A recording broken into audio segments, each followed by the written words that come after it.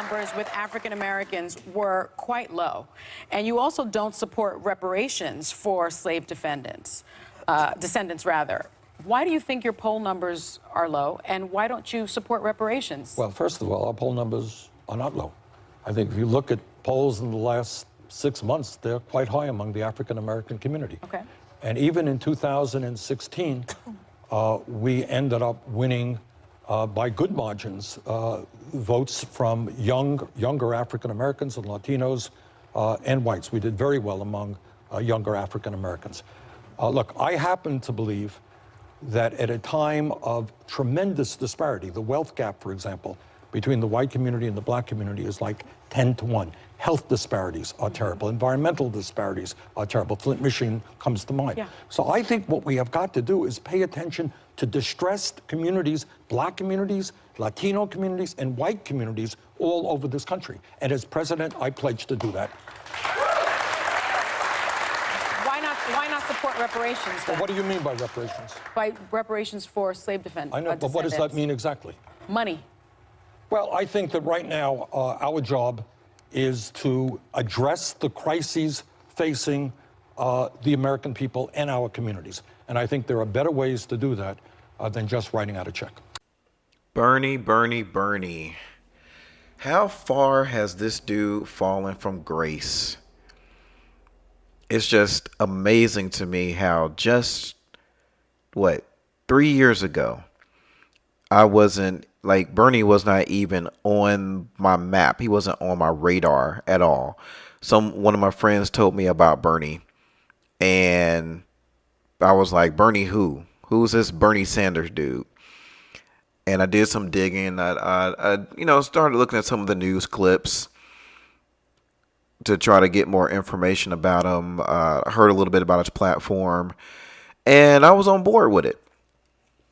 I was like, okay, not immediately, but it took me a while. It took me a minute to kind of get there, but I kind of see what everybody else was saying, and I was like, okay, I can kind of get with what he's saying. And I mean, like a lot of other people, I was tired of seeing Hillary and the Clintons and all that other stuff.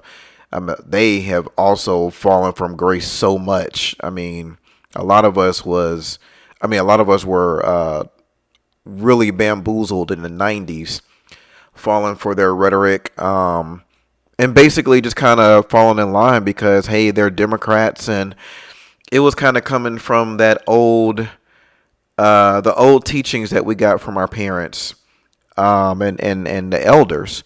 It was like, you're black, you need to vote Democrat. That's basically it. Like, there's really nothing else to say about it. Like, this is what we do. We vote for the Democrats. And I'm pretty sure there are plenty of white Republicans who probably feel the same way. They teach their kids, hey, we're white, we vote Republican. And of course, never mind the fact that the Republicans were actually the ones who, I guess, quote unquote, freed the slaves, the Republican Party. Of which Abraham Lincoln was a part of. But that's pretty much where a lot of stuff stemmed from. That's why people still do that to this day. They vote for the party that they were taught to vote for. So if you come from one of those backgrounds, then they tell you, hey, this is what you're supposed to do. You're supposed to vote for these people. And I want to say about 3 years ago, I started kind of getting out of that. I'm like, I don't want to just blindly vote for people just because this is the legacy. This is what we've always been taught. This is what we're supposed to do. I want to do something different. I want to, vote for someone that I can actually believe in. And Bernie's platform was different. Back then, there were no talk of reparations and things like that. At least I didn't think that it was mainstream talk about it. I don't even know if anyone had given an interview where they asked any of the candidates a question about reparations. I think the main thing was, do we want to continue Obama's legacy, or do we want to, do something different? And I actually was kind of feeling like, what, we got to do something different. When it came down to the the general election where the candidates were already selected. It was Hillary and it was Trump. Actually, by then I had kind of checked out because of what happened with Bernie. Later on, it came out that in West Virginia, all of the counties had voted for Bernie. He received the most votes of the popular vote. And so basically the delegation was supposed to vote for him in 2016, but they didn't. They had, I guess, pledged delegates and unpledged delegates. I just looked this up the other day. And apparently Hillary Clinton got more unpledged delegates. She actually got all of the unpledged delegates in West Virginia, and that's why she got the nomination. But it's so backwards. I mean, what's the point of having a delegation? I thought all these people, all these so-called delegates, I thought they were supposed to represent the will of the people. And if the people voted for one guy, but you are electing to select someone else different from what the people have selected, I don't understand what the point of that whole system is. I think that's what a lot of people are upset about the whole electoral system, the electoral college, and just the whole system of selecting a president. It should just basically be the popular vote. And it's just like that in high school. I mean, you run for office or whatever, whoever gets the most votes wins. No one's like, oh, okay, well, you got the most votes, but we're going to let the administration cast their votes for who they think should be the student body president. Like, that doesn't happen. So if it doesn't happen on the local level, why the heck is it happening on the national level? Or I don't know if it's happening at local levels, but if it is, and maybe this is kind of an example of something that's between local and national, these delegates. But I mean, if it is happening on a local level, it really shouldn't happen on any level. This whole thing needs to be scrapped, and a new thing needs to be selected. But yeah, I mean, I was completely on board. And actually, after Bernie did not get the nomination for the Democratic side in the 2016 presidential election, I basically kind of checked out. There's really no point in going any further because, and I mean, not just because, you know, my guy didn't win, but just kind of the everything that surrounded it. You know, it was destined for Hillary Clinton to become the nominee and to eventually become president. Like, this was something that was going to happen. No one was going to be able to stop that. And there was a groundswell of so many people who basically were like, no, this is not what we want. We want someone else. We've seen her. We've seen what she's about. We're starting to find out more about what happened in the 90s with her husband and some of the policies that they championed. And we're not for that. We want somebody different. We want someone who's more of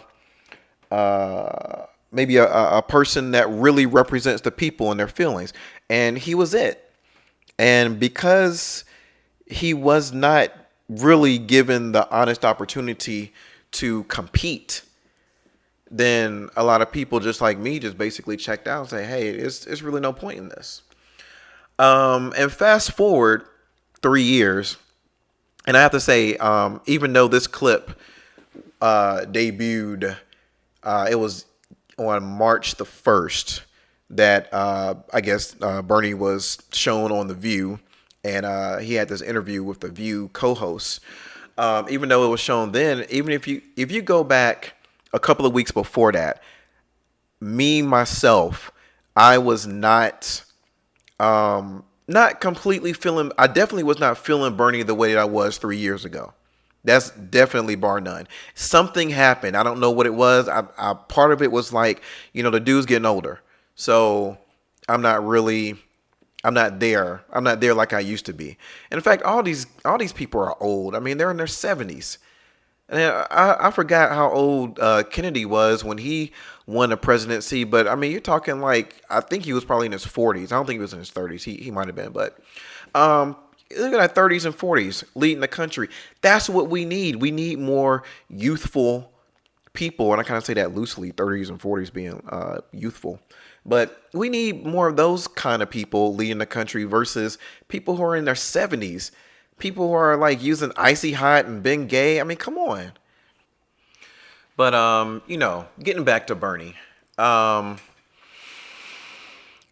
Like I said, 2 weeks ago I was not feeling this dude, and of course now I'm really not feeling him. But I don't know. I guess in my mind I was, I just couldn't see him as the president. Not anymore. I just feel like he missed his shot. Not entirely through, any fault of his own. I mean, they had a conspiracy that was against him, and it was definitely messed up. But I think that dude is almost 80 years old. It's like, you kind of missed it, guy. And ever since that time, I mean, the stuff that he's been saying, especially with the clip that I just played. In fact, I mean, if you just look at his face when I think her name is Sunny, when Sunny asked him the question in the beginning, I mean, she's asking the question, he has this look of disdain on his face, like, why is this coming up again? Why are we talking about this again? I'm like, why can't I get away from this? I want to just talk about the regular talking points that I've already pre-selected and have been vetted or whatever. Why are you asking me this question? And then, towards the end, when she's like, why don't you support reparations? And he's like, what does that mean? What does that mean exactly? And I'm like, dude, if someone says to you reparations, or why don't you support reparations, and you're talking about what does that mean exactly? I mean, that's in and of itself is why you don't need to be president. I don't want anybody who can't, or who is supposed to know these things, and then they try to feign ignorance, like, oh, I don't know what you're talking about. Explain that to me. Like, no, dude, you're supposed to be explaining that to us and being like, yo, this is what you guys need. This is what American descendants of slaves need and deserve for the suffering that this country has caused their ancestors. And I mean, his campaign was already kind of on the way out the door, I would say. He's going to have supporters. He's going to have people that are still in his corner, but it's just not the same.